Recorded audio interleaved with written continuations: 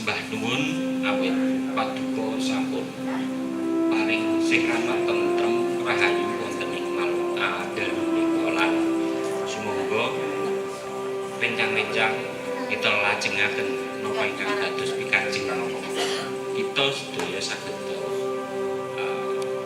sumrampah dumateng putra. Karena kamu peduli pada sejarah, pada masa lalu, yang itu akan memberikan pelajaran untuk generasi-generasi berikutnya, seribuan bahkan 20.000 tahun ke depan.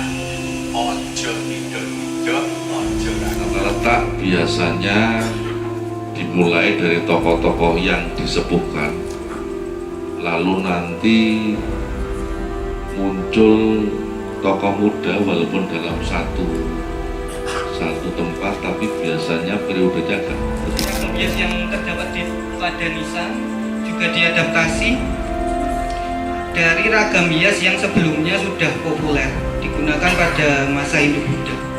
Bermula dari bentuk dasar Padma. Padma ini adalah elemen hias yang biasanya ada di dalam upapita atau landasan dari bangunan suci.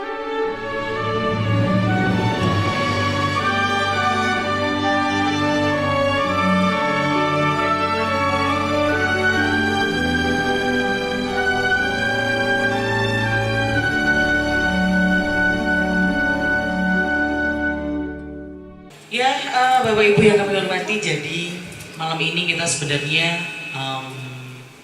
bisa membaca bahwa yang akan kita obrolin ini bukan sekedar warisan visual dari candi maupun dari nisan ya, tapi ternyata kita sedang belajar dan mengakui bahwa masyarakat Jawa ini selalu punya cara untuk mengingat leluhurnya gitu. Nah, lagu panjang judulnya apa mau layang? Iya, lagu panjang ragam hias dari nisan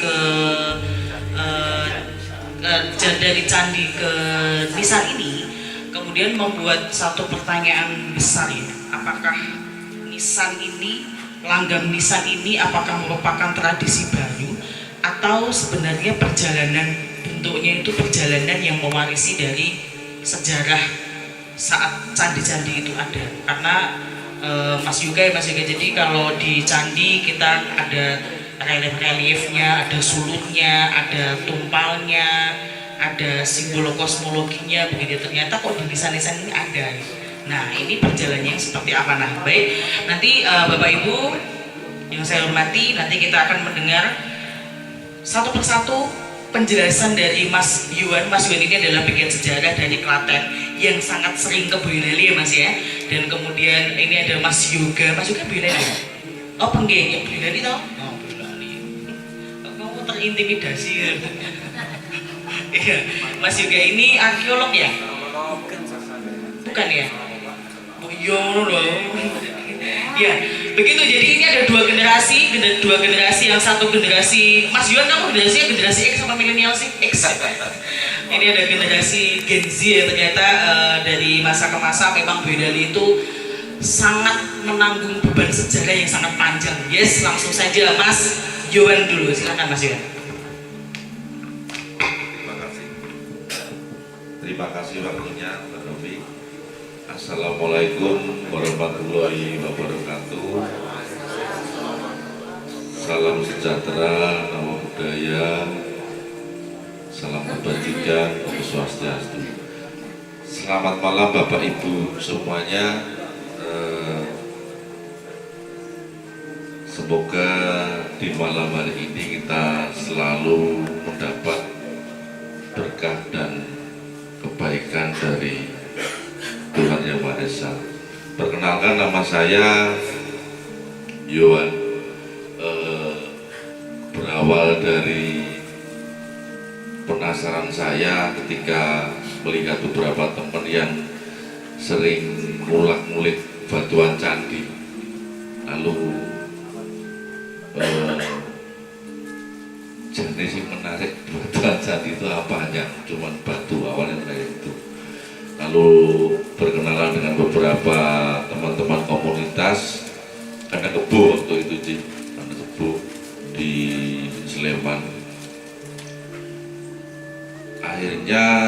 saya menemukan sesuatu yang menarik bahwa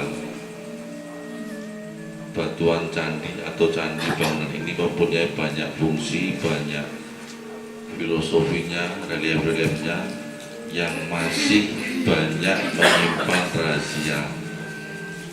Nah, dari perjalanan belajar tentang batuan candi, bangunan candi, akhirnya saya merambah ke makam-makam sepuh, dan ternyata antara seni di candi, di percandian, dan seni di nisan saling terkait.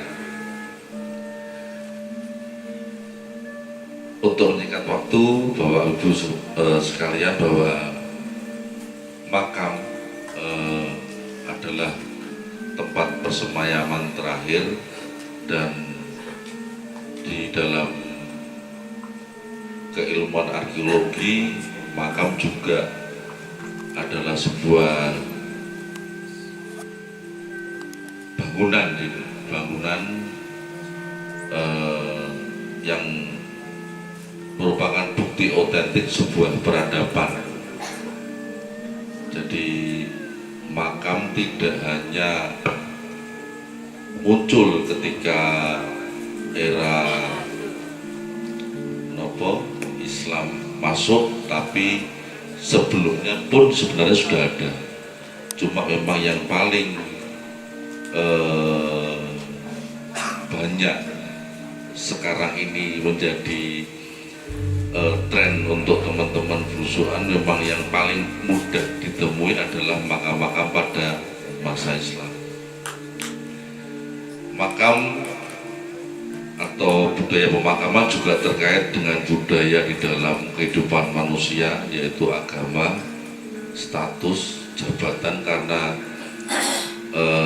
di semua agama juga termasuk Hindu, sebenarnya tidak semua makam tidak semua yang meninggal itu dibakar atau dikremasi. Ada beberapa yang dikuburkan. Nah, termasuk juga makam-makam kuno sebelumnya di daerah di situs Sokoliman Boyolali, ada makam kuno yang tidak, jenazahnya tidak dibakar tapi tetap dikubur, dan di sana nanti ada bekal kubur berupa perhiasan ataupun hal-hal yang terkait dengan tokoh yang dimakamkan. Lalu juga makam juga akan terkait dengan aksara-aksara yang dipakai pada saat itu. Misalnya ketika Bapak Ibu pernah ke daerah ke Museum Pusat Informasi Majapahit, di sana ada beberapa nisan yang dipajang, termasuk nisan-nisan dengan aksara Arapegon, namun sengkalan tahunnya masih menggunakan huruf Kawi, masih menggunakan tahun Saka. Nah, jadi makam tidak hanya terkait hanya pada jenazah atau tokoh yang dikuburkan, namun juga aksara atau ornamen-ornamen pada makam juga terkait sejaman dengan masa makam itu atau tokoh tersebut dimakamkan. Makam sepuh pada era Islam saya membagi pada 3 hal penting. Yang pertama bentuk jirat atau kijing, yang kedua bentuk nisan, dan yang ketiga tata letak makamnya. Nah, di Boyolali sendiri termasuk daerah yang tangguh atau gaya nisannya lengkap dari masa Demak, Pajang, Mataram sebelum Pragiyanti, Mataram setelah perjanjian Giyanti, hingga sekarang. Nah, salah satunya adalah tokoh Mbah Kebukenongo atau Mbah Pengging Sepuh II. Nah, misalnya ketika di Pugar belum lama ini saya sempat melihat langsung dan mengamati bahwa sebenarnya yang selama ini dikatakan bahwa nisan Mbah Pengging Sepuh itu replika, setelah saya melihat langsung dengan dekat, mengamati, memegang, memangku, itu masih asli.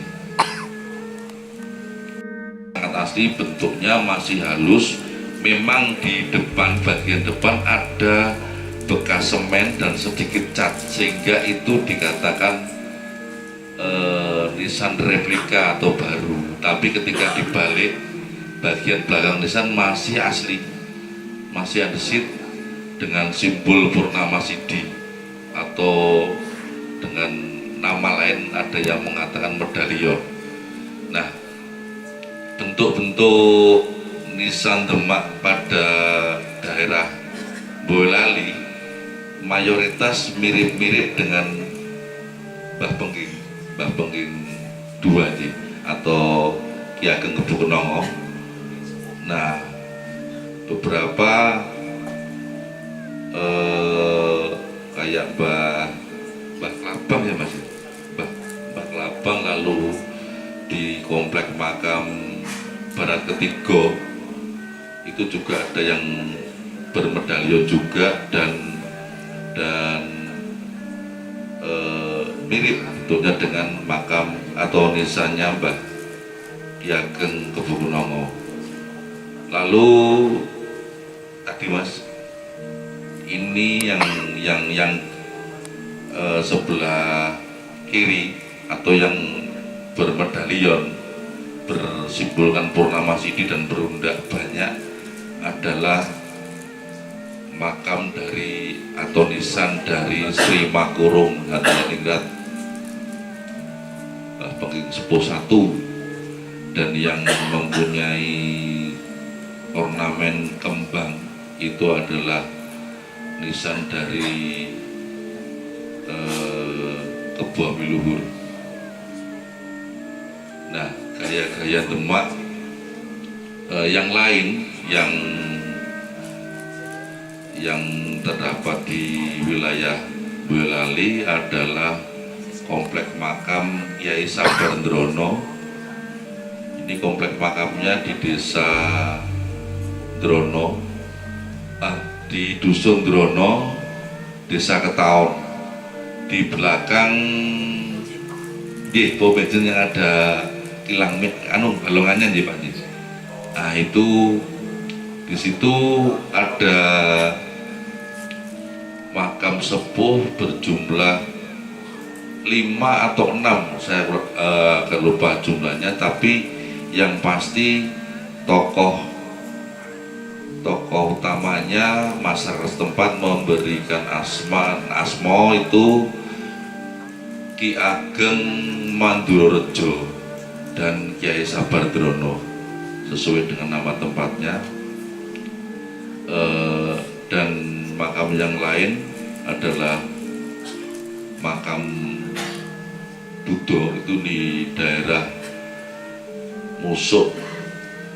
Nah, Budo di sini sebenarnya adalah penamaan dari masyarakat untuk makam-makam sepuh yang tidak teridentifikasi tokohnya.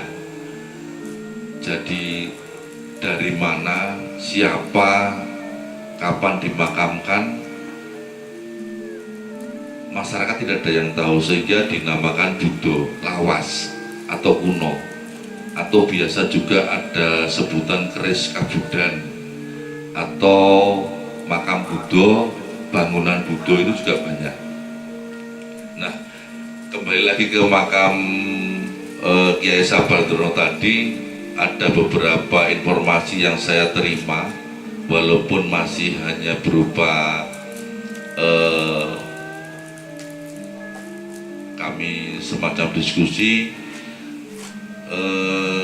tokoh-tokoh di sana atau makam-makam di sana masih ada keterkaitan dengan penyerangan Demak ke Pengging. Nah, Kiai Sabandrono, nanti di komplek ini akan terlihat salah satu jirat yang masih utuh, walaupun bentuknya sudah tidak presisi, tapi 80% masih utuh. Nah, saya beberapa waktu yang lalu juga sempat dengan Om Yosef bersharing ya, bahwa jika memang Boyolali ingin punya kijing Eran Demak yang masih utuh dan masih bisa dinikmati untuk dipelajari, salah satunya kijing di makam Mbah Drono ini, termasuk hiasannya dan bentuknya menggunakan material bata merah kuno abad 89, karena selain makam, kemungkinan besar tidak jauh dari lokasi makam ini dulu pernah berdiri sebuah bangunan suci di era Mataram kuno. Jadi mungkin ada tempat untuk peribadatan. Jadi bisa dikatakan bahwa Pengging dan sekitarnya jauh sebelum era Islam masuk, di tahun-tahun 700 hingga 800 Masehi, Pengging sudah ramai, sudah banyak peradaban atau tokoh-tokoh atau masyarakat yang sudah hidup di tahun-tahun tersebut. Nah, yang ini adalah gaya Demak juga, bahwa nisan Demak memang bermacam bentuk, tidak hanya satu bentuk seperti makam Mbah Kebo Kenongo, tapi mayoritas memang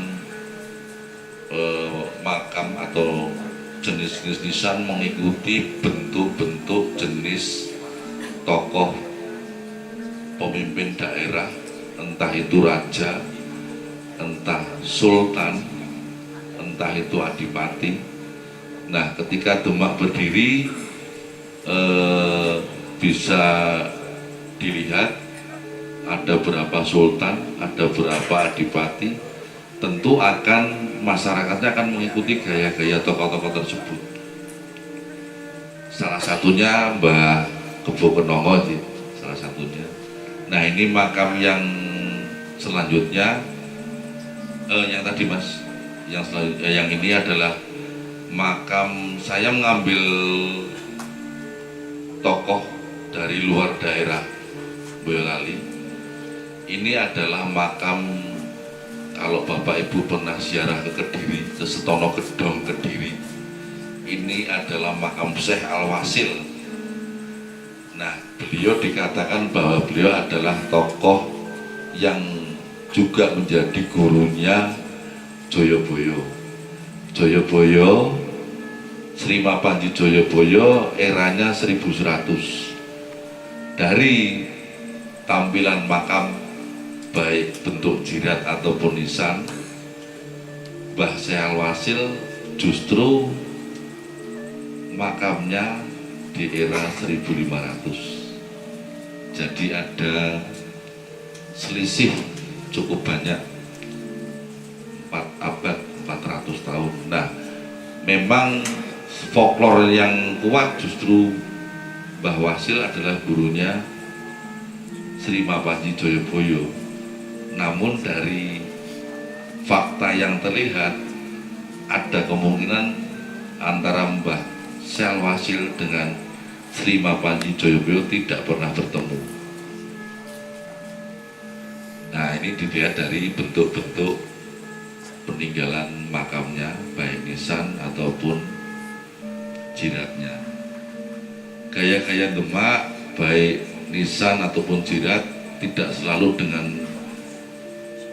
batu putih, tapi campuran. Biasanya nisannya batu andesit, tapi jiratnya batu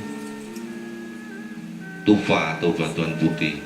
Nanti ada antepik itu ada di bagian kijing yang sudut Pak, ada yang lancip itu namanya antepik. Nah itu juga nanti ada di bangunan-bangunan candi. Nah nanti Mas juga yang menjelaskan selanjutnya Mas. Nah ini makam Bathara Katong Ponorogo. Kemungkinan besar makam Mbah Kebo Kenongo jika utuh jiratnya bertumpuk kayak pelipit, batu pelipit berundak, ngeten ya Pak. Itu dari bawah ke atas berundak-berundak, nanti pada bagian nisan ada tekukan menyambut saling mengait dari sebelah kanan dan kiri. Nah ini gaya-gaya kijing era Demak, salah satunya berundak seperti ini. Nah ini makam Bathara Katong Ponorogo.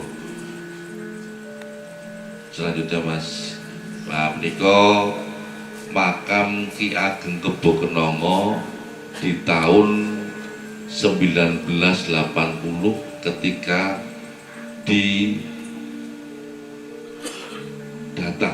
oleh SP3 Swaka sebelum menjadi BP3. Jadi sejarahnya panjang BP3 Pak. Saya agak lupa, tapi yang pasti P-nya itu Purbakala, SP3. Nah ini dulu belum ditutup. Nah makamnya yang ada nomornya yang tadi Mas, yang tadi. Nah itu bagian jirat-jirat yang masih tersisa waktu tahun 1980. Jadi nisannya Mbah Kebo Kenongo juga masih sama dengan yang sekarang. Itu juga dibesarkan, pojokannya sama yang pertama juga masih sama, hanya bagian atas yang tertutup kain, bagian bawah pada pinggang nisan belum terbenam. Ketika kita melihat sebelum dipugar yang terakhir, bagian pinggang nisannya masih terpendam sehingga nisan Mbah Kebo Kenongo tidak terlihat utuh. Bagian pinggangnya terpendam sehingga tadi ketika di awal tadi bagian pinggang nisan Mbah Kebo Kenongo masih terlihat ada sisa semen yang masih menempel. Jadi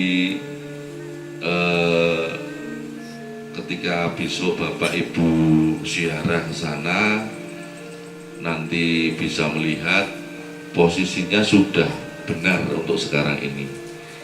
Jadi pas pemugaran kemarin kami Pak Bayan, Pak Andi juga ikut menunggu dan memberikan pengarahan Pak Andi agar beberapa jirat yang masih tersisa yang asli diberikan pada bagian yang paling atas agar masih menyisakan masyarakat tentunya para peziarah bisa melihat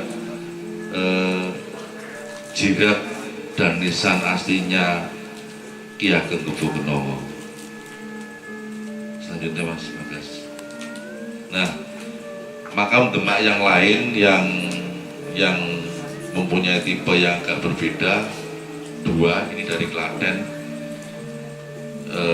Yang satu adalah makam Panembahan yang sebelah kiri yang berwarna kuning yang ada kainnya, berbahan dari batu tufa, batuan putih, jiratnya juga berundak. Ini adalah makam Panembahan Agung Kajoran. Beliau juga adalah menantu sekaligus keponakan dari Sunan Tembayang. Ya. Nah, selanjutnya Mas. Nah, niki yang saya katakan tadi, kijing yang berada di Drono. Kondisinya seperti yang bisa Bapak lihat, tapi secara material ini masih utuh, masih terlihat wajik dan hiasan wajik sama bunga ini Mas, bunga. Nah, itu. Nah, tata letak selanjutnya Mas, ini nisa pajang, contoh nisan pajang, dia tinggi dan hampir sama seperti di nisan-nisan Demak. Simbol-simbolnya biasanya purnama sidi, nanti ada surya, nanti ada bulan sabit juga, biasanya ada soto lanang kayak garis lurus memanjang vertik dari atas ke bawah. Nah, ini nisan-nisan Pantaran, salah satunya nisan Ki Ageng Pantaran yang ada simbol suryanya. Suryanya tidak utuh tapi 3/4 dan berbahan dari batu andesit, batu hitam. Selanjutnya, niki nisan-nisan di salah satunya ada nisan Ki Ageng Majasto yang berpurnama sidi. Nah, di era-era Pajang, Majasto Sukoharjo ini.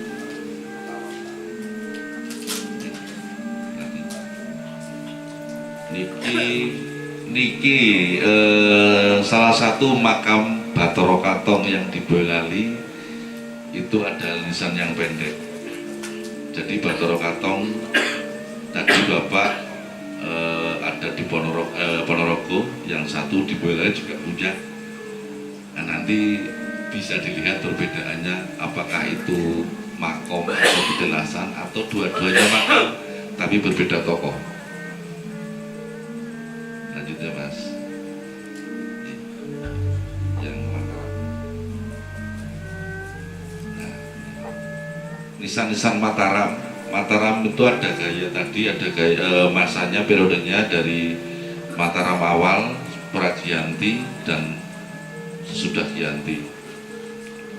Untuk Mataram awal dimulai tahun 1586 hingga 1755 Pragiyanti. Nanti muncul selanjutnya tangguh, ada 4 tangguh: Pakubuwono, Hamengkubuwono, Mangkunegara dan Pakualaman. Tapi untuk mendeteksi keempatnya apakah ini Pakualaman dan di wilayah makam Pakualaman tidak selalu, karena ada yang gaya Pakualaman justru di Hamengkubuwono atau di Pakubuwono.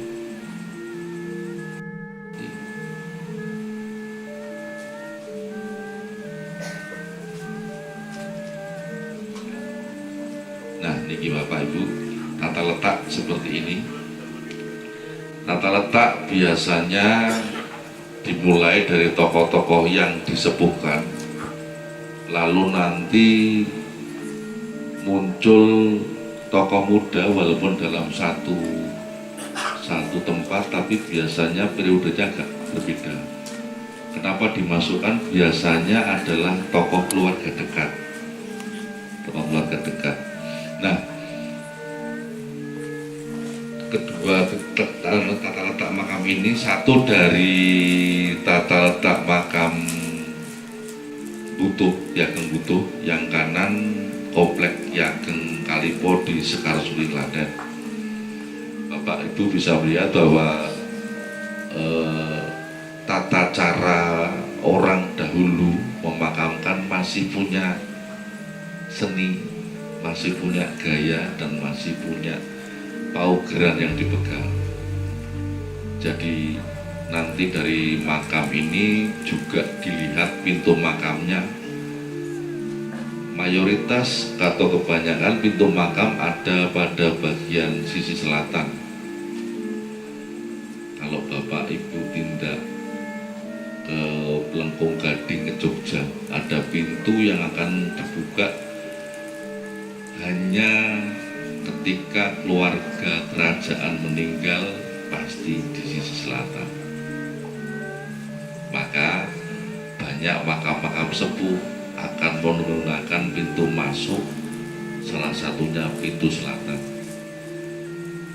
Kalaupun tidak pintu selatan, biasanya dari timur, karena makam juga memiliki filosofi bahwa ketika jasad terpisah dari roh, maka akan dimulai kehidupan yang baru. Maka matahari yang sebagai penanda mulainya kehidupan di pagi hari nanti terbenam hingga sore hari juga di sisi timur, maka pintu masuk biasanya juga mengikuti. Juga termasuk pintu-pintu bangunan candi. Dari timur ada, dari barat ada, tapi jarang menggunakan yang dari sisi selatan. Karena arah mata angin sudah di pondok-pondok, Pak. Untuk sebelah timur untuk apa, sebelah barat untuk apa, sebelah utara untuk apa, selatan untuk apa. Nanti Mas Yoga. Untuk sementara dari saya ini dulu, nanti jika memang ada yang akan dipertanyakan, monggo dari Bapak Ibu, nanti kita bisa berdiskusi bersama. Matur nuwun. Baik, terima kasih Mas Yuwan. Nanti kita sambung lagi di sesi tanya jawab Mas Yuwan ya. Jadi Bapak Ibu yang kami hormati, tadi Mas Yuwan semakin menggamblangkan cara berpikir kita ya. Jadi bahwa ternyata makam itu tidak hanya sebagai peristirahatan terakhir, tapi juga sebagai penanda identitas seseorang, terus kemudian sebagai sebagai arsip budaya, juga menyimpan jejak seni. Nah, kemudian sesuai dengan judul serasian kita itu kan laku panjang dari Ragamiah Candi ke Nisan. Nah, ini dengan bagian Mas Yoga. Jadi konteksnya adalah ragam hias. Nah, ini apakah ragam hias Nisan ini itu masih terpengaruh, memang masih terpengaruh dari ragam hias candi atau memang tradisi baru? Nah, nanti prosesnya bagaimana dari ragam candi ke Nisan, nah itu Mas Yoga Wahyudi, silakan. 10 menit cukup. Nah, nanti akan kita teruskan di sesi tanya jawab, begitu ya? Siap. Terima kasih Mbak Novi. Ya. Sebelumnya perkenalkan kembali, nama saya Yoga Wahyudi. Saya sebenarnya ilustrator, namun saya memiliki beberapa teman yang kami tergabung dalam satu grup riset kecil-kecilan yang kami beri nama Kawedanan Julid Visual. Seperti namanya, kami cukup tertarik dengan berbagai penelitian yang utamanya berhubungan dengan visual, karena kami memang latar belakang pendidikan banyak di visual dan desain, seni rupa juga. Kami banyak sekali meneliti, kemudian mencari perbandingan sampai menemukan hal-hal baru dari penelitian-penelitian yang sebelumnya sudah ada. Nah, pada kesempatan kali ini saya akan melanjutkan materi dari Om Yuwan terkait bagaimana awal dari nisan-nisan yang Om Yuwan jelaskan sebelumnya tadi berasal. Nah, mungkin bisa dilanjutkan. Nah, ragam hias pada nisan tidak muncul begitu saja. Kemudian mereka hadir sebagai upaya memenuhi unsur estetika dalam sistem religi. Nah, mereka hadir dari adaptasi, kemudian unsur-unsur estetika yang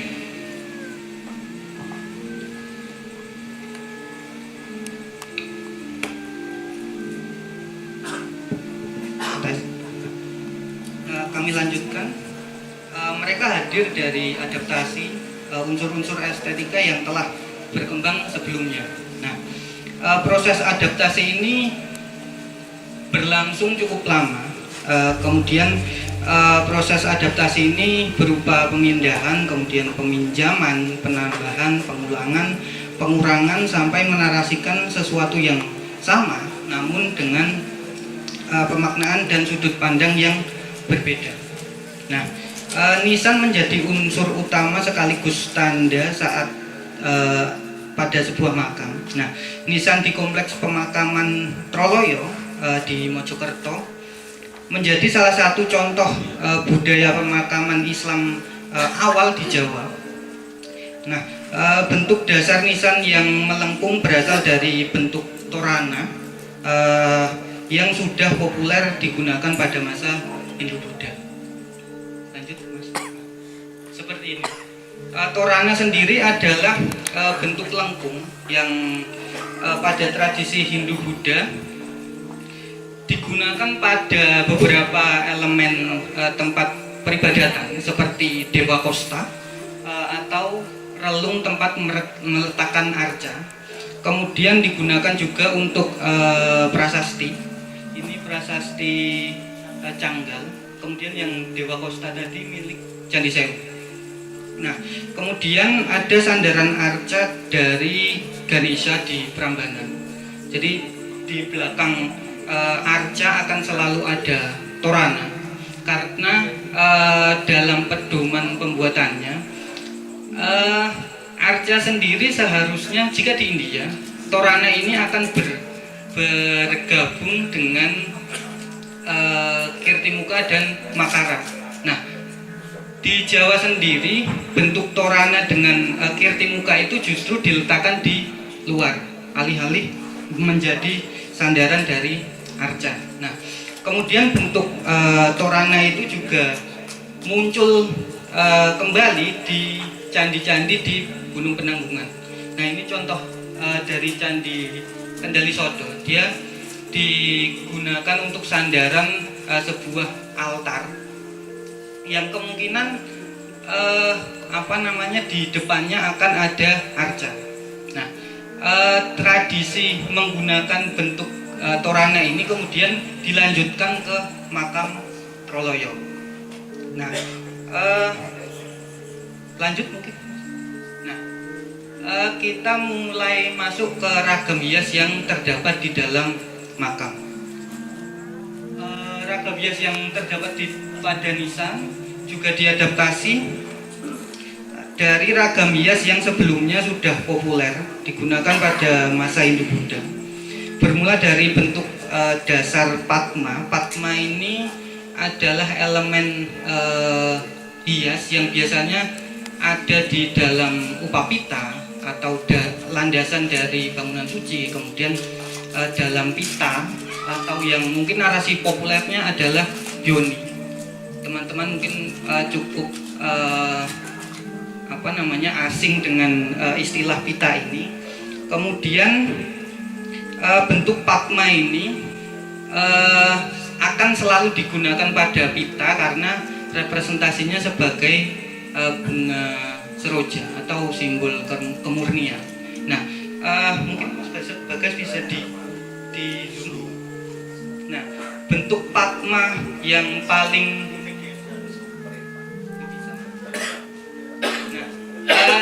pada bentuk pita di salah satu museum Ronggowarsito di Semarang ini masih terlihat sangat polos, itu di atas dan di bawah masih sangat polos. Kemudian ketika sudah masuk ke Jawa Timur, elemen pita ini mulai dihias cukup rumit dan raya dengan bentuk Padma atau bentuk kelopak dari bunga seroja yang nyata di atas dan di bawah. Kemudian bentuk Padma yang ditemukan pada nisan makam di makam Sunan Bonang ini juga menggunakan Padma yang berukir kelopak dari bunga seroja. Lanjut, Mas.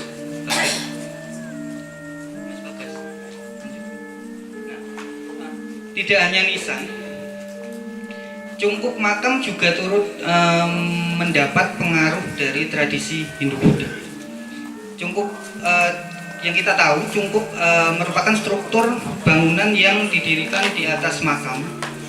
Kemudian dalam kebudayaan Islam di berbagai belahan dunia, cungkup ini dikenal dengan banyak nama, seperti makbaroh di Arab, kemudian Imam Mazadeh di Persia atau Iran, kemudian gumbad dan dargah di Asia Selatan, sampai kubah di Cina.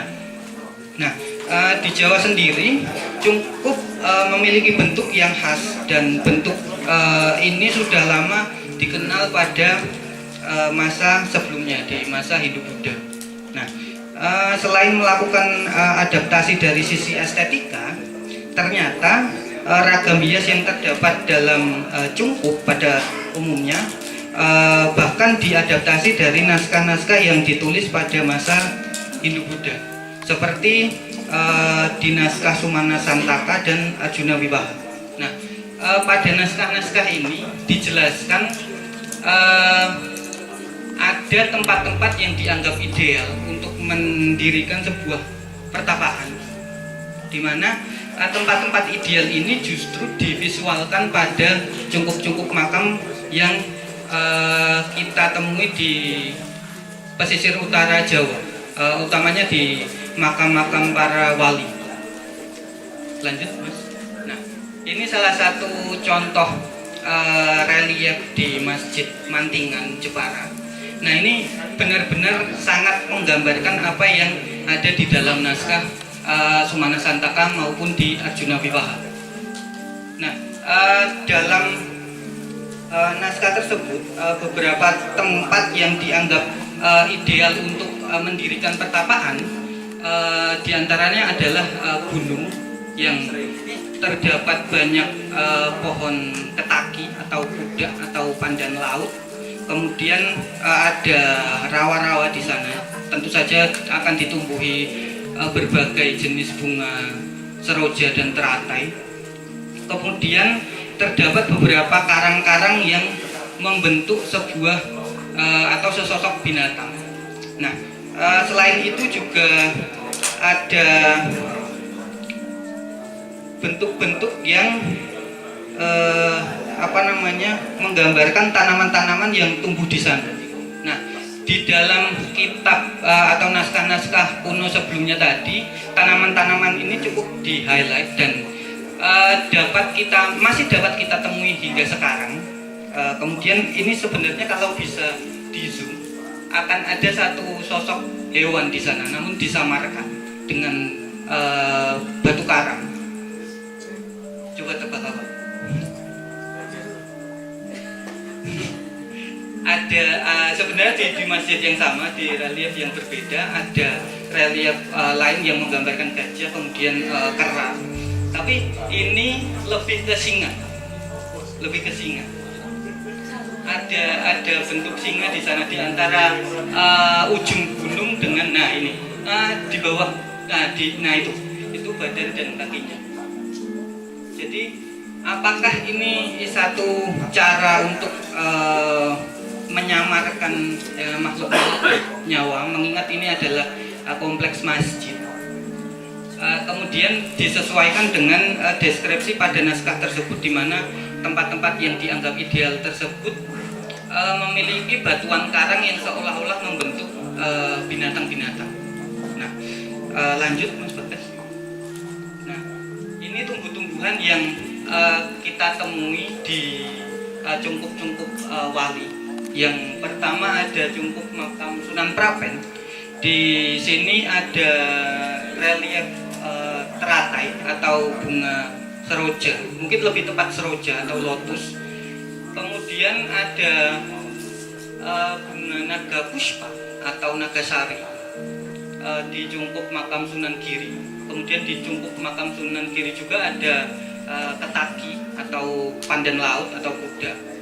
Dan yang paling ujung itu ada makam Sunan Derajat, menggambarkan relief tumbuhan asoka, bunga asoka yang warna bunganya merah. Kemudian dulu ketika kami kecil disesepi, ya, kemudian disesepi itu di cungkup-cungkup makan ini justru divisualkan bunga-bunga yang justru populer pada tradisi Hindu-Buddha. Jadi Padma sendiri cukup di highlight dalam tradisi Hindu-Buddha karena memiliki makna kemurnian, kesucian. Kemudian ada naga puspa ini juga bunga yang cukup disucikan di dalam tradisi Hindu-Buddha karena menjadi salah satu bunga yang digunakan untuk menyembah Shiva.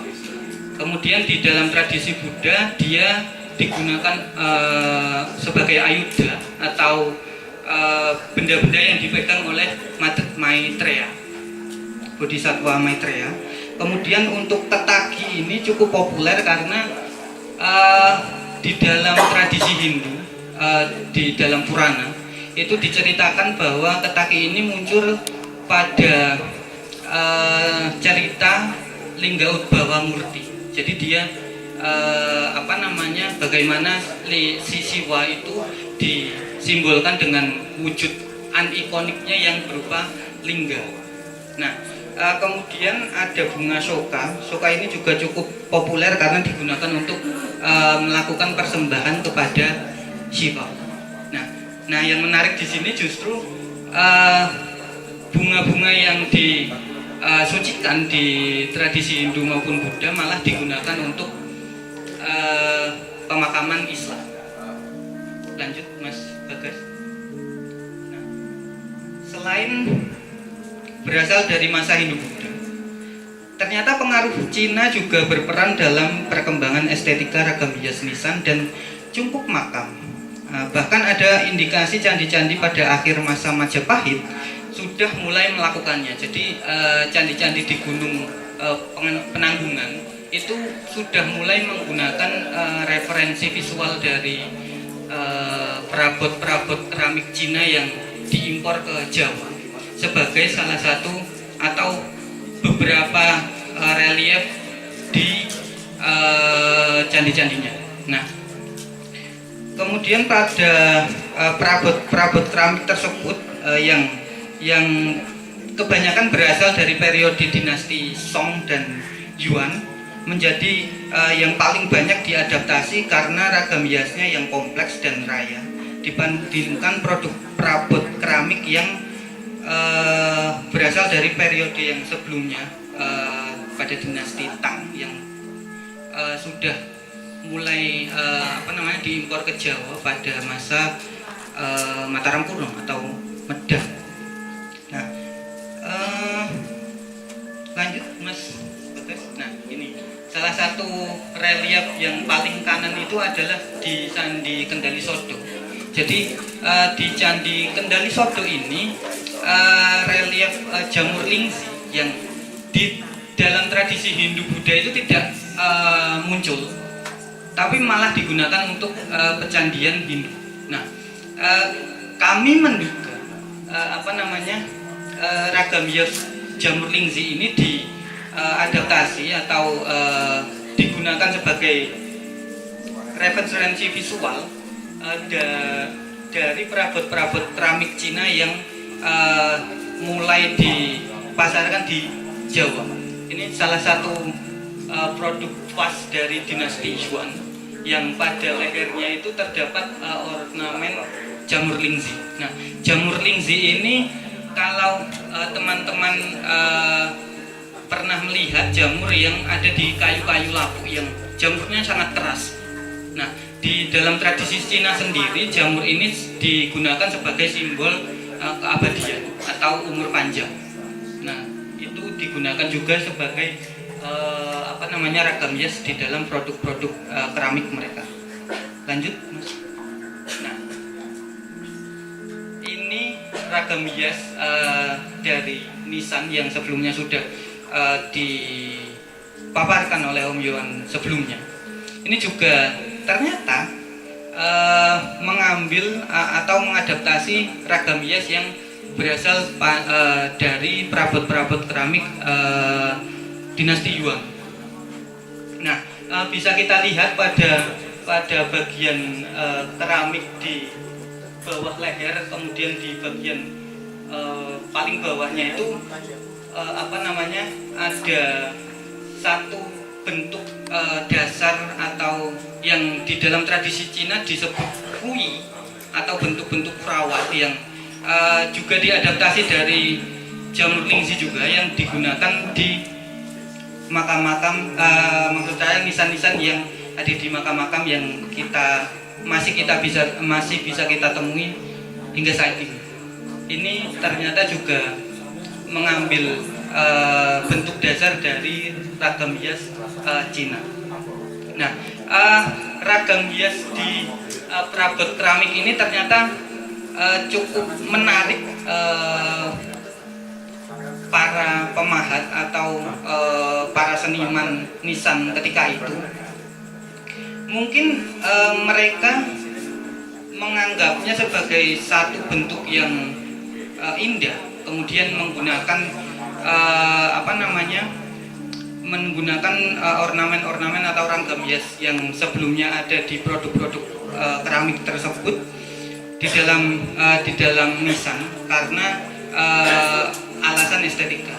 Namun mungkin Om Yon lebih tahu bagaimana pemaknaan yang terdapat pada nisan-nisan tersebut, mengingat ragam hias yang digunakan berasal dari Cina. Nah, mungkin cukup pemaparan saya terkait bagaimana awal mula atau bagaimana ragam hias yang terdapat pada nisan maupun dalam jungkup makam secara keseluruhan dengan kaitannya dengan perabot-perabot keramik, kemudian relief-relief candi, kemudian ada deskripsi di dalam naskah sampai elemen-elemen yang dianggap penting di tradisi Hindu-Buddha.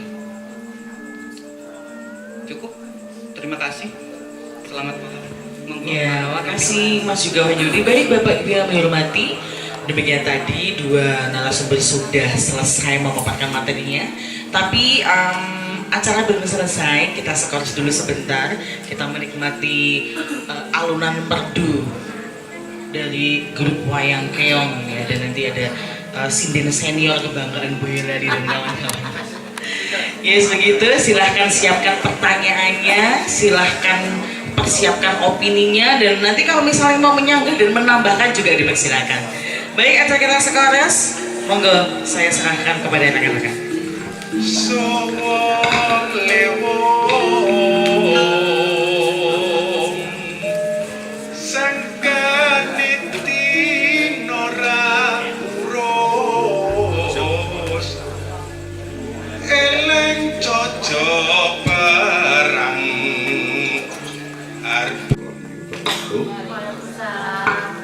Sugeng dalu Bapak Ibu sedaya ingkang sampun rawuh dari dalem Pak Bupati Sepuh wonten Bihil ingin ras pantes kangen-kangenan para kanca budaya seniman.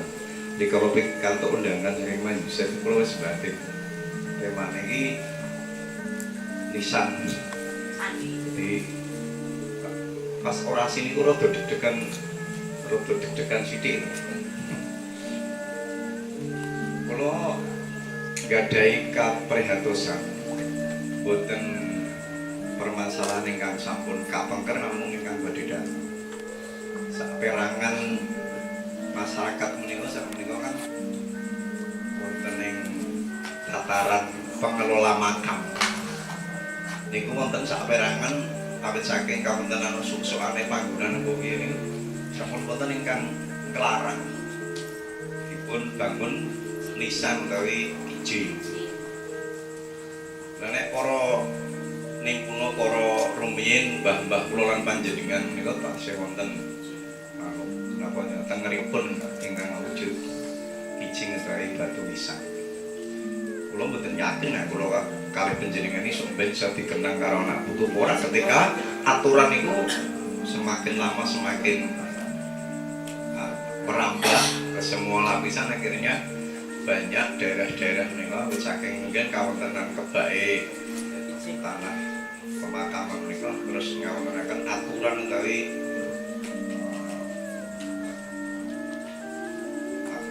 sejenisipun ingkang boten marengaken para ingkang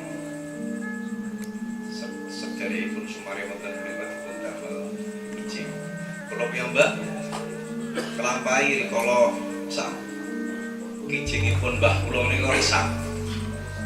Dadi kula dandosi padahal mboten nambah area wonten panjenengan sampun dipun larang kaliyan pengelola saking hasil parpatan kula. Menika mangke mugi dadosaken satunggaling napa pembahasan mbok pilih nek saged nggih teko jaman kapan kanggo pangeling-eling silsilah niku nggih rayoginipun larangan kados ngaten nek saged ya aja sampai terjadi walaupun menika dereng secara mayoritas daerah kados ngaten ing sampun wonten ingkang menerapkan aturan ingkang kados mekaten. Ngaten mbok pilih mangke mun panyaruwe pangandikan saking sanes-sanesipun mari pinjang wis wedal wonten parpatan malih gitu Pak. Oke, judulnya kan bisa ganti-ganti. Kita itu kalau mengupas budaya mungkin malam ini lebih ke muskala, museum kepurbakalaan yang ada hubungannya dengan peninggalan. Kalau tertarik kalau pun ketika akan konten sejarah nilai tradisi. Oke, dereng lebih pun berlari kapan sangat upacara tradisi yang wonten menika wonten ingkang sampun tersentuh oleh pemerintah dipun gatosaken namun mugi kathah sanget upacara tradisi sejarah dan nilai tradisi ini yang dereng dikantuk kawigatosan kerajinan nek babagan seni kalih seni film bahasane wis bahasanya ini kan kekinian, jadi masalah yang berjalan di zaman kekinian. Tapi nek bicara tentang sejarah nilai tradisi tentang museum kepurbakalaan Kelebet, kalau mau wonten tulisan lan sampit pun menika Pak kedah pun gatosaken kula lan panjenengan gadhe kewajiban peduli biwarakaken dhateng para kamiman wados saged sinau babagan pentingipun belajar mempelajari tentang peninggalan ingkang wujud lisan utawi kijing nek kula mastani menika.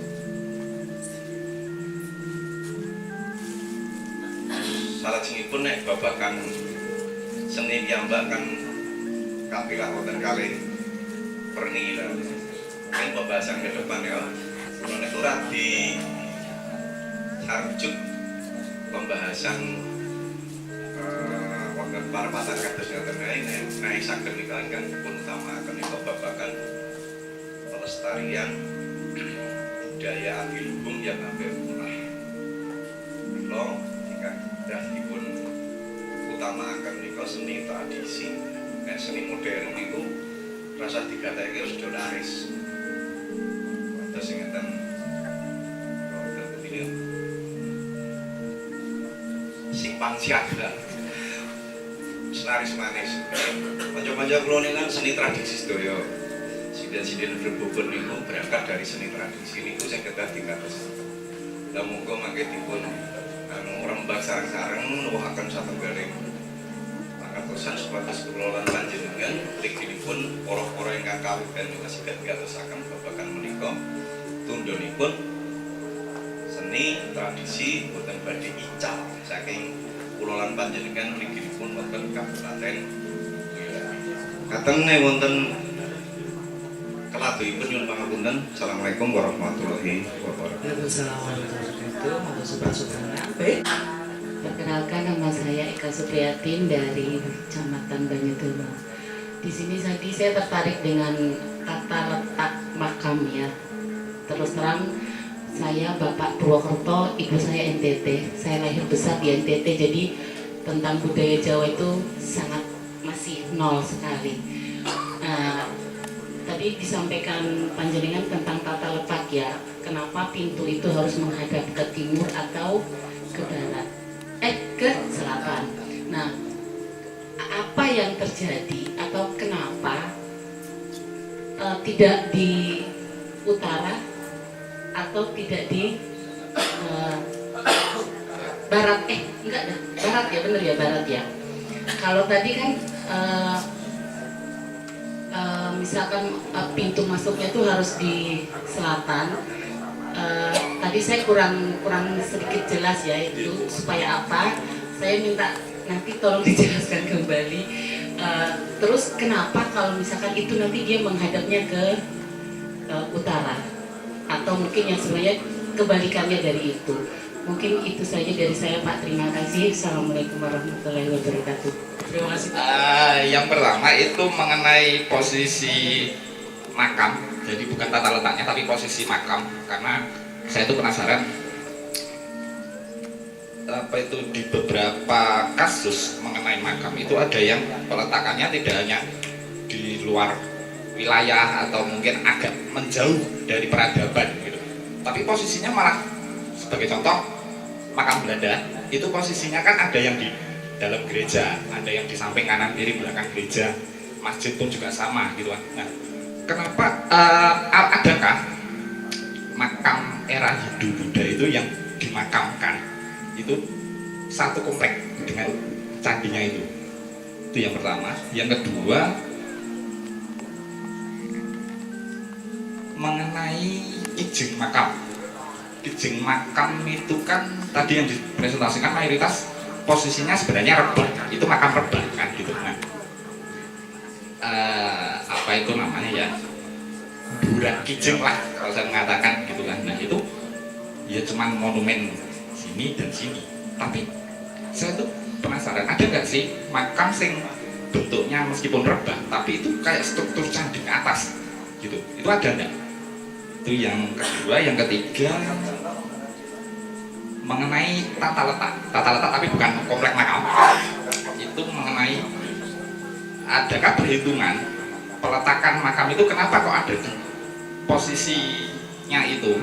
Apakah ada perhitungan mengenai apa kayak faktor kesehatan terhadap masyarakatnya atau memang itu keputusan dari para sesepuh seperti itu? Kita jawab aja ya untuk sesi pertama ini, atau mau tambah satu lagi? Tambah satu lagi, iya Mas, dari mana, siapa, nomor HP-nya berapa loh? Saya kalau ini sepuh ingkang rawuh wonten paling mriki, izin bertanya. Pertanyaan saya cuma satu, intinya bagaimana sih Mas, siapa namanya? Oh iya, perkenalkan nama saya Ilham Alfa dari Magelang. Siapa? Ilham Alfa. Bagaimana para peneliti sejarah atau pegiat sejarah itu mengidentifikasi ornamen seperti yang tadi dipaparkan seperti bunga seroja, naga puspa, ketaki, terus itu ada juga jamur lingzi. Sedangkan kan pada penggambaran di relief atau panel candinya itu kan nggak selalu plek ketiplek ya sama aslinya. Nah itu cara mengidentifikasinya biasanya gimana? Mantap. Bangunan nisan lah, itulah zaman sudah berubah, makanya ruang-ruang seperti ini Bapak, BHS ini sudah turut menjaga Bapak biar sejarah makam-makam ini terus terjaga. Kemudian upacara tradisi belum semua diperhatikan, dan ini tugasnya ya pemerintahan saat ini. Monggo ini yang itu sebagai pemerintahan saat ini ya, itu tolong untuk ini para budayawan ini tolong mencatat ya, ini ada aspirasi dari Bapak mantan Kepala Dinas ya untuk upacara tradisi ternyata belum semua diperhatikan. Nah yuk mari bersama-sama menjaga. Kemudian tadi ada usulan tema ke depan adalah pelestarian budaya seni tradisi yang hampir punah. Nah mungkin saya bisa usul bahwa memang seni tradisi itu juga harus ikut bergerak untuk mengikuti zaman agar tidak tergulung oleh zaman. Begitu tanpa menghilangkan pakem. Baik, yang pertanyaan kedua adalah Mbak Eka Supriyatin tentang tata letak makam. Mas Yoga, itu kenapa pintunya harus ke selatan? Kemudian dari Mas Benu, adakah makam yang dibangun sekomplek dengan candi nih Mas Benu? Iya. Kemudian yang kedua, ada nggak makam yang tidak rebah? Makamnya ngadeg ada nggak Mas ini Mas? Kemudian tata letaknya ada perhitungan apa enggak. Kemudian pertanyaan dari Mas Ilham, nah ini bagaimana cara identifikasi ornamen makamnya? Monggo silakan Mas Yuwan dulu atau Mas Yoga dulu menjawab. Mas Yuwan dulu seperti itu. Matur nuwun Mbak Novi. Baik Mbak Ika, di makam-makam sepuh khususnya, jadi untuk kenapa harus pintunya, bukan harus dia, cuman memang paugeran waktu itu di sisi selatan. Itu sisi selatan memang dikhususkan untuk apa ya kalau bahasanya, untuk sifat-sifat atau hal-hal khusus untuk setelah orang itu surut atau meninggal. Nah, sisi selatan memang khusus hanya untuk kalau di Buddha anunya dewa apa ya Mas? Yama ya, posisi dewa Yama. Jadi di era Hindu Buddha Yamadipati atau dewa maut itu posisinya di selatan. Nah, di makam-makam sepuh juga menganut sistem-sistem seperti mandala arah mata angin, Mbak. Sehingga untuk urusan, karena makam urusannya dengan kematian, maka pintunya juga dari selatan. Lajeng umpami kados Jogja, Pelempung Gading ya Mas ya, yang selatan itu ketika ada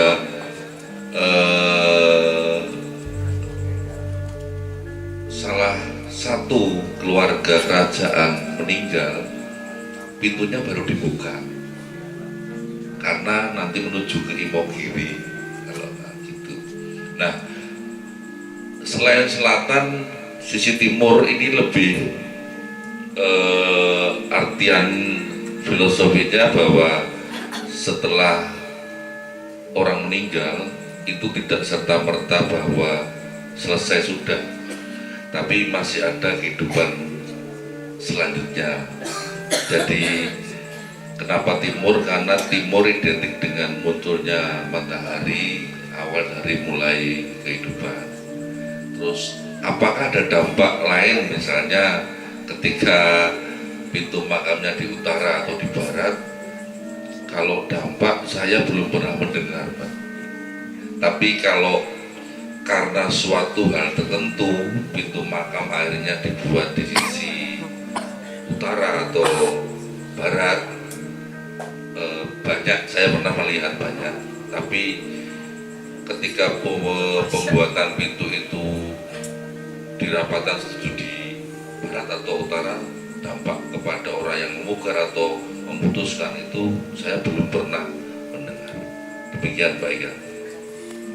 Lalu untuk Mas Ibnu, saya menjawab yang apakah ada makam di era Islam itu posisinya berdiri ya Mas ya. Kalau berdiri saya belum pernah menemui langsung Mas, maksudnya menemui bertemu gitu waktu belusuan. Tapi jika nisannya, cincingnya bertumpuk sampai tinggi saya sudah. Biasanya bahannya dari kayu. Di Klaten itu makam cinta Bade Mbah Jedak itu 11 tingkat. Dan selama saya belusuan di Klaten ini yang paling tinggi. Sisanya karena pondasinya tinggi lalu ke atas. Dan yang tata letak tadi, Mas ya? Kalau tata letak, setahu saya yang selama ini saya dapat informasinya bahwa urutan paling depan itu adalah tokoh-tokoh utamanya. Tokoh-tokoh utamanya biasanya paling depan. lalu nanti ada perpindahan di era mungkin ya, kebanyakan orang melabeli pasti di sisi barat pojok utara, tapi di era yang lebih sepuh sesama era Islam justru banyaknya kalau nggak di tengah, di depan atau dengan sistem mandala itu mas. Nah tadi mas, kalau untuk percandiannya mas juga. Oke, baik. Mas Yoga silakan tambahkan. Nah ini mas, tolong dijawab secara spesifik bagaimana cara peneliti mengidentifikasi ornamen makam itu dari Mas Ilham tadi. Baik, mungkin sebelumnya saya mau menjawab dari Mas terkait posisi makam, apakah ada yang berada di dekat candi atau enggak. Sejauh yang saya tahu, candi itu dibangun sebagai tempat peribadatan, dan lokasi tempat pembangunan candi itu harus suci, yang mana ketika pembangunan candi itu tanahnya benar-benar diuji, bahkan sampai sisa-sisa dari bangkai itu benar-benar tidak ada. Jadi akan tidak mungkin kalau pemakaman masyarakat Hindu itu berada di dekat candi. Nah, untuk pemakaman Hindu sendiri mungkin masih bisa kita temui di Bali.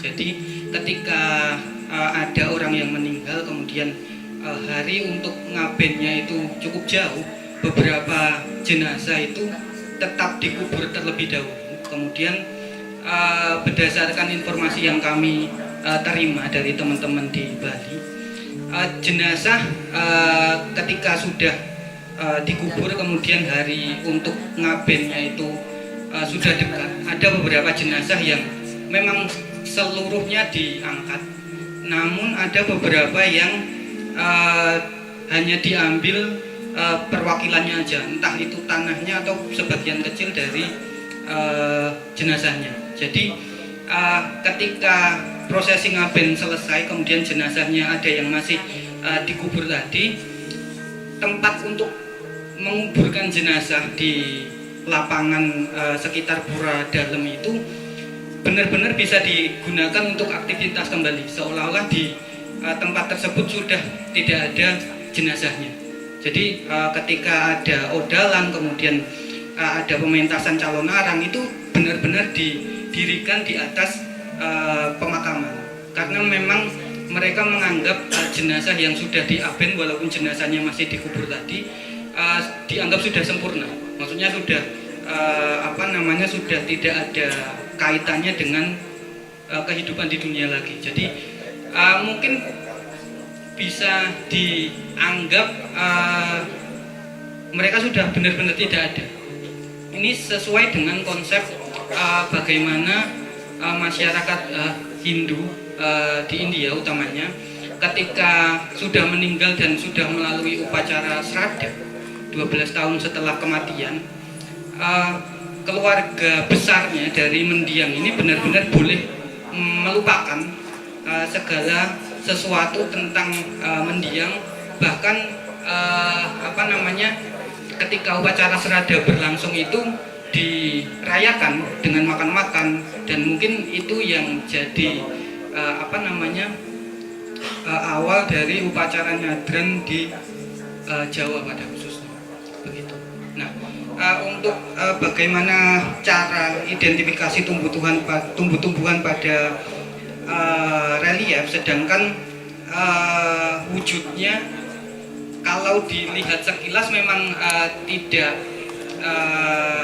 spesifik ya, tapi Om Yuan mungkin boleh dibantu pindah ke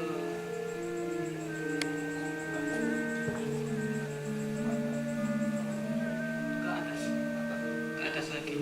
Nah itu, ini mungkin orang awam akan melihatnya sebagai relief tumbuh-tumbuhan yang tidak bisa diidentifikasi.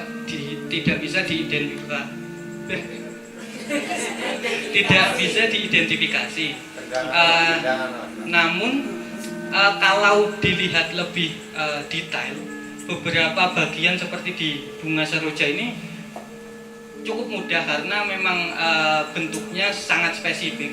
Kelopaknya mekar, kemudian daun-daunnya lebar. Beberapa relief di candi pun untuk membedakan bunga teratai yang di dalam tradisi Hindu-Buddha ada 3 jenis teratai berdasarkan warnanya. Ada Padma atau teratai merah, kemudian Utpala atau Nila Utpala itu teratai biru, kemudian ada Kumuda atau teratai putih. Nah, ketika diukir ke dalam batu, sementara batunya itu tidak berwarna, para seniman, para pengukir itu menggunakan pedoman di dalam naskah di mana Padma itu akan digambarkan selalu mekar, wujud bunga teratai yang mekar. Kemudian Utpala atau Nila Utpala itu selalu digambarkan dalam posisi setengah terbuka. Kemudian untuk Kumuda itu kuncup. Nah, dari situ walaupun batunya tidak berwarna, kita dapat mengidentifikasi jenis atau warna dari teratai-teratai tersebut. Itu juga bisa bandingkan dengan teratai-teratai yang digunakan sebagai ayuda atau objek-objek yang digenggam para dewa. Contohnya seperti Avalokitesvara itu akan selalu memegang teratai merah. Nah, kita bisa melihat terlebih dahulu teratai merah yang dipegang oleh Avalokitesvara, kemudian mencocokkannya ke relief teratai. Begitu pula relief-relief terkait teratai dengan warna yang lainnya. Nah, kemudian untuk kasus di makam ini, seperti pohon nagasari ini sebenarnya kalau di di ilmu taksonomi untuk mengidentifikasi tanaman ini bisa sangat terlihat karena bentuk bunganya yang memiliki kelopak 4 kelopak. Kemudian ada putik yang banyak, kemudian daun-daunnya runcing dan berjajar. Itu akan sangat sesuai dengan penggambaran dari di relief di cungkup makam Sunan Giri ini. Kemudian bisa dicocokkan dengan naskah yang sebelumnya kita bahas, Manastantaka atau Arjuna Wiwaha. Namun untuk kasus ini mungkin bisa lebih spesifik ke naskah Rajapati Gundala, di mana ada satu batu pipih yang mungkin kalau saat ini bisa disebut Watu Gilang, tempat penobatan raja-raja di Keraton Solo maupun di Jogja, itu masih dapat kita temui di relief cungkup makam, dan ini referensinya dari naskah-naskah Hindu-Buddha. Di situ terdapat satu batu pipih kotak yang di belakangnya akan ditumbuhi bunga-bunga yang disebutkan dalam naskah tadi, seperti naga puspa, kemudian ada kuda, pandan laut, kemudian ada asoka. Nah, kalau untuk orang-orang yang mungkin tidak pernah memperhatikan lebih detail, lebih dekat, mungkin akan susah memang. Tapi bagi kami yang sehari-hari bekerja untuk memvisualkan relief-relief semacam ini akan hafal. Maksudnya dengan bentuk pohon pandan laut dengan daun-daunnya yang memanjang dan bertumpuk itu, kemudian ada satu bunga yang muncul pada salah satu batang pohonnya, itu akan bisa langsung identifikasi kalau itu pandan laut. Kemudian untuk asoka,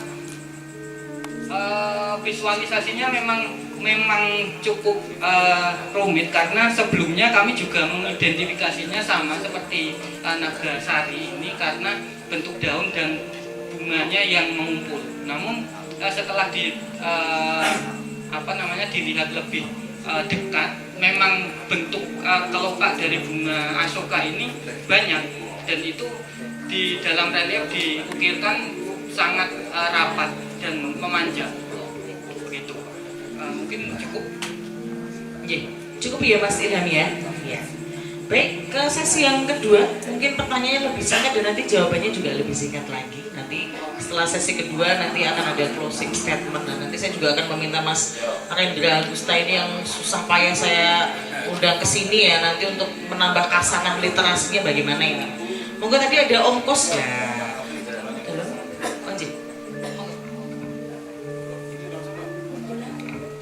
Oke, Bapak Ibu sekalian, saya kasih appreciate untuk teman-teman yang sedang meneliti kijing, bukan candi, kijing, karena itu sungguh luar biasa dan penting sekali buat sejarah.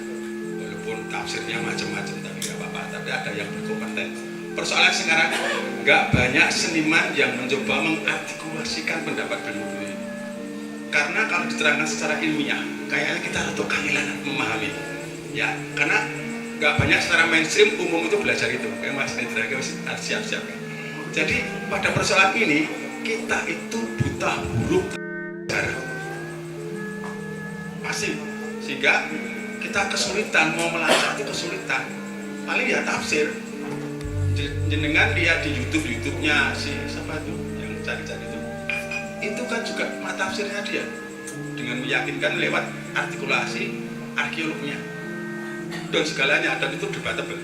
Nah sekarang tugasnya para seniman yang sekarang ini, Sinal sama Pak Iwan dan Mas ini, untuk belajar apa sih sebutannya, kemudian diartikulasikan secara kesenimanan, seni musik, seni lukis, seni tradisi. Seperti Pak Polo tadi, tembang-tembangnya mengarah ke situ. Seperti tembang saya pocong tadi, saya ingin mengartikulasikan bahwa terah kita sudah bubrah.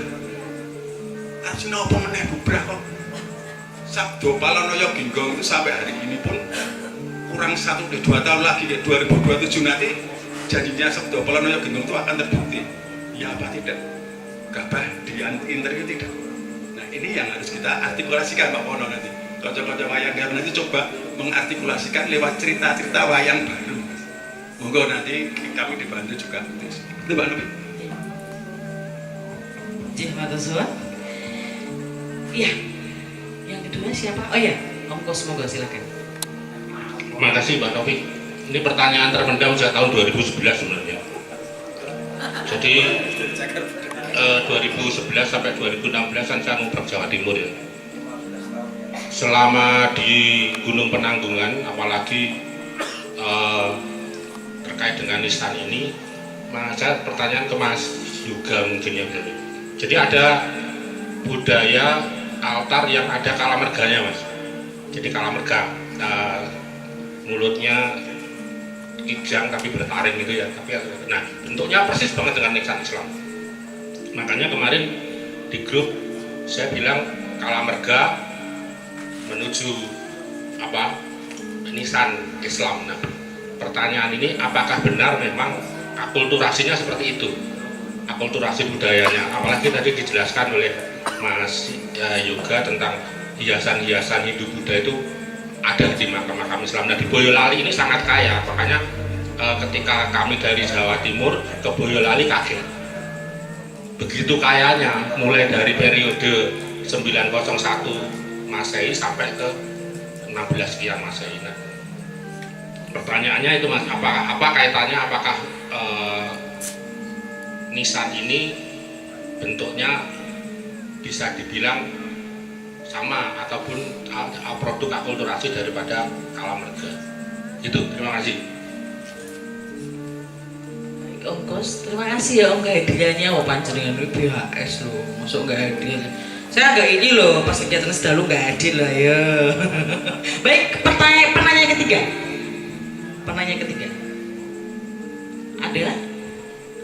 Gus Anis. Seperti sudah mengendap dari masjid.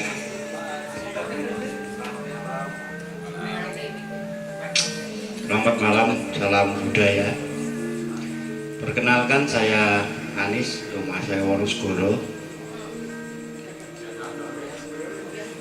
Wonosegoro Mas, KTP Banyu Sri Wapanaya.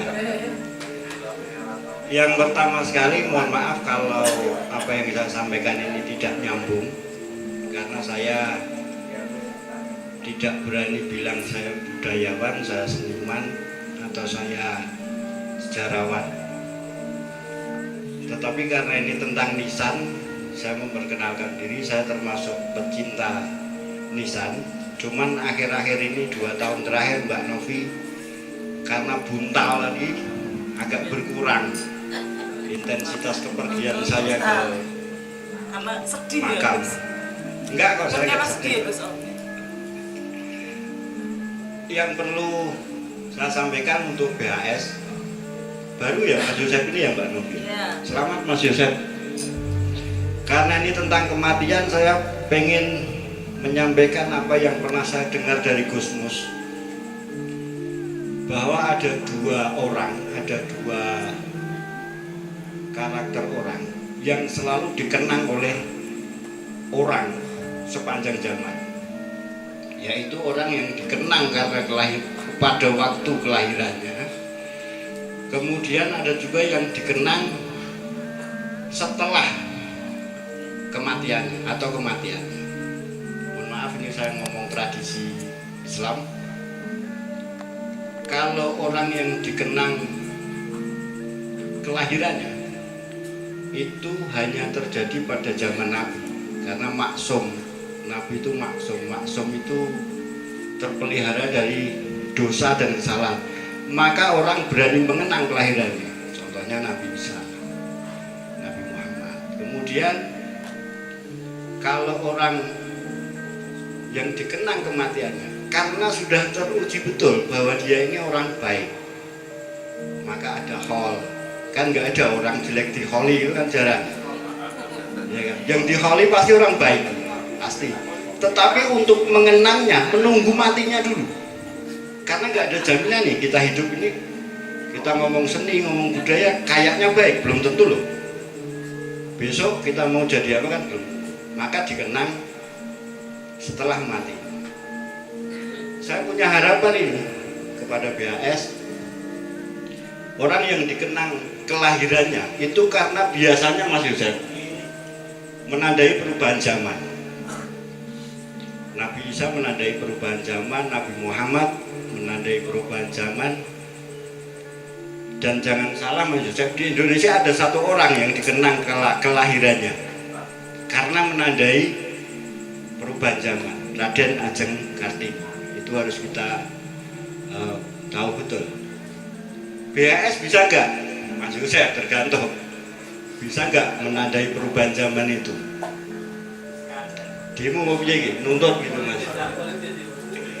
Maka harapan saya monggo Mas Yosef dan komunitasnya apa BHS tadi bisa menandai perubahan zaman sehingga bisa dikenang sampai masa yang akan datang. Dan tergelitik saya dengan Pak Pana, betul saya khawatir Pak. Jadi apakah nanti akan dikenang oleh anak turun kita atau enggak? Yang perlu kita contoh mungkin ya, saya tidak tahu benar tidaknya apa yang dilakukan oleh pesantren-pesantren NU. Pak, mereka begitu mencintai Kijing. Kalau yang melarang itu kan sudah alah berapa orang sih Pak? Kan nggak banyak. Apa hijrah atau apa ya namanya ya? Agak kembali Quran dan Sunnah biasanya kan begitu. Bagi kita itu masih bisa kok. Dan komunitas pecinta Kijing itu Pak Pana masih besar di Indonesia. Ya kita lihat pesantren-pesantren NU lah misalnya. Kan semuanya masih apa ya? Ziarah itu walau Gus Dur itu kan sampai hari ini masih didatengin orang terus. Maka kata Cak Nun, malaikat pun nggak berani datang, guyonannya kan begitu. Karena belum pada pergi semua. Saya kira itu betul khawatir Pak Pana. Tergantung Mas Yosef nanti bisa menandai perubahan zaman itu apa enggak. Satu lagi, mohon maaf kalau keliru, maaf sekali. Diskusi seperti ini mungkin penting sekali dari sudut pandang sejarah, sudut pandang apalah tadi dari penelitian. Mungkin dari sudut pandang agama penting, Karena cintanya orang kepada makam itu motivasinya mungkin tidak semuanya dari sudut pandang seni dan budaya. Misalnya kalau dari Islam ya, nek saya ngomong alam berkah nanti keliru lagi Pak Wana. Mendoakan gitu kan, mendoakan kepada yang sudah meninggal, kepada tokoh senior. Mungkin perlu ditambah dari sudut pandang agama, entah Islam, entah Hindu, entah Buddha, entah apapun. Tetapi itu nanti yang akan membangkitkan rasa cinta kita terhadap sejarah atau nilai yang terkandung dalam batu nisan atau candi. Saya kira itu, mohon maaf kalau tidak nyambung. Terima kasih, selamat malam. Ya, terima kasih Gus Anis. Ini kalau Gus Anis ngendiko terus jantung saya berdegup kencang, wah pengen bangkit bergerak gitu ya. Baik, jadi begitu Bapak Ibu, ternyata memang ya kanal-kanal seperti ini harus kita jaga, dan syukur-syukur ini bisa menjamur ke penjuru negeri itu, karena ya salah satu menjaga negara, salah satu bukti bakti kita kepada negara. Tidak harus menjadi pejabat, tidak harus menjadi siapalah yang di sana, tapi dengan kita menjaga kanal-kanal diskusi ini, ya inilah jawaban dari pertanyaan apa yang bisa kita lakukan pada negara, begitu. Ya, baik, langsung dijawab Mas Narsum nanti sebelum ke closing statement ya. Nanti dari BAS ada closing statement tidak kan? Pak, aku sering mutusi ya. Saya kan mewakili BAS, nggak ada ya. Oke. Baik, pertanyaan, iya tadi ada Pak Jandet, tidak banyak seniman yang mengalih mediakan ragam peninggalan warisan budaya. Memang betul Pak, tapi di beberapa kawan kami juga sudah memulai, ada yang memulai, ada beberapa kawan yang mengalih mediakan beberapa manuskrip kuno kepada berbagai jenis cabang kesenian. Ada rekan-rekannya Mas Rendra di apa yang ikut Blueprint Damalung itu, teman-teman apa namanya, Tridatus, ada teman-temannya Mbak Kalis itu di daerah sana, Belaliagan Dhuwur kono ya gitu. Itu terus kemudian dari Om Kos tadi ada Kalamerga yang mirip dengan nisan-nisan, apa benar alkulturasinya begitu? Monggo dijawab nanti Mas Yoga atau Mas Yuwan. Dan terakhir, motivasi berharga dari Gus Anis boleh kalau ditanggapi ya gitu. Monggo silakan. Untuk Kalamerga kaitannya dengan nisan, mungkin memang sesederhana adaptasi bentuk, karena Kalamerga sendiri di dalam tradisi Hindu-Buddha, kemudian pada naskah-naskah atau pedoman terkait bangunan suci itu tidak ditemukan.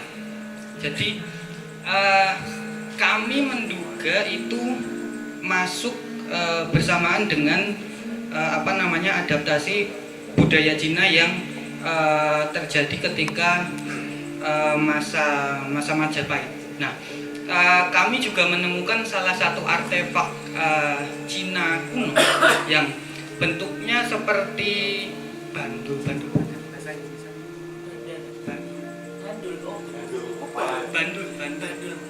liontin. Nah, liontin kuno di dalam tradisi Cina itu yang namanya Hong.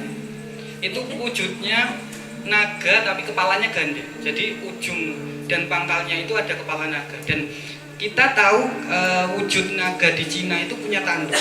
Apakah mereka masyarakat akhir Majapahit itu menganggap naga yang punya tanduk itu sebagai rusa? Kami tidak bisa memastikan, tapi bentuknya sama. Bentuknya melingkar, kemudian di ujung tubuh naga itu ada kepalanya, hanya kepala. Kemudian di pangkalnya juga ada kepalanya, tapi ada tanduknya. Jadi kemungkinan memang adaptasi bentuk Kalamerga kemudian sampai ke nisan yang ada di Troloyo itu banyak diadaptasi dari berbagai artefak ataupun produk-produk budaya yang masuk ke Jawa. Begitu. Cukup memuaskan ya Om Kus ya jawabannya. Wawasan baru karena dikandungkan dengan hiasan Cina. Oke, iya. Oke, baik.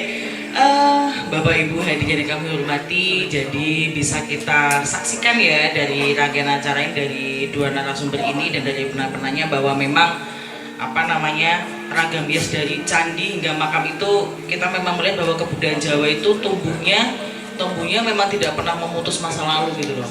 Ada akulturasi, mereka melanjutkan, mereka meninggalkan selera-selera kepada anak cucu mereka yang masih dirawat sampai detik ini. Dan orang Jawa sekali lagi selalu mencari cara bagaimana mereka mengingat leluhur, bagaimana mereka menyimpan arsip budaya alam mereka.